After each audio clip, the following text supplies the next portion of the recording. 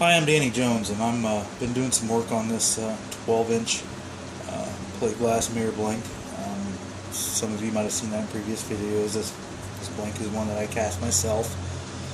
And right now, I've been trying to put a good sphere into that, and I've been doing some hogging work on that. I'm getting down to a certain radius that I've been wanting.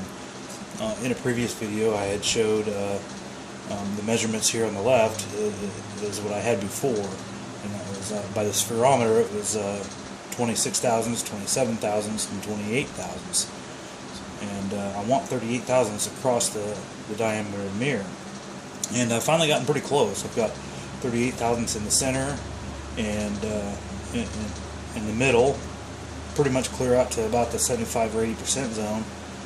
But then it's still shallow a little bit at 34 thousandths towards the outer 15 or 20%, maybe even 25, not quite there. So there's really no reason to do any more hogging work. If I do that, it's just going to get deeper in the center, and I don't want that. The inner 75-80% is just where I want it. What I could do is I could pour a tool for the fixed post part, a 9-inch one, but there's an issue with that I'm thinking about, and I need a 9-inch tool. The tools that I use for the fixed post grinder are 75% of the diameter of the mirror, so 75% of a 12-inch mirror is 9 inches. So I want a 9-inch tool, but if I pour a 9-inch tool, you can see that an inch or so on either end of that is going to be into that shallow spot, that 34 thousandths area. So the tool will actually be not to the right conformity, if I do that. And I could just do that anyway, run the grinder, let the tool adapt to the mirror, and it would. But it's just like you have a risk there of getting zoning problems later on. It's just like hand grinding a mirror. You got to be careful, of course, when you're making your sphere into there, that you want to really do a good job and not have any issues with zoning problems later, because you can't tell those zoning problems really until much later on. And then sometimes they're kind of tough to get out.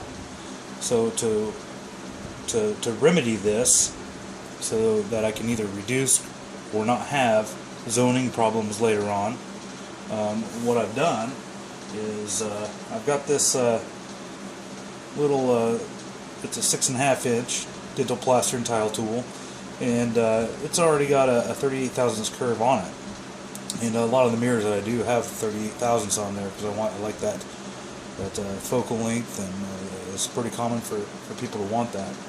But this one already has that 38 thousandths curve on it. And of course, it's a lot smaller, 6.5 inches.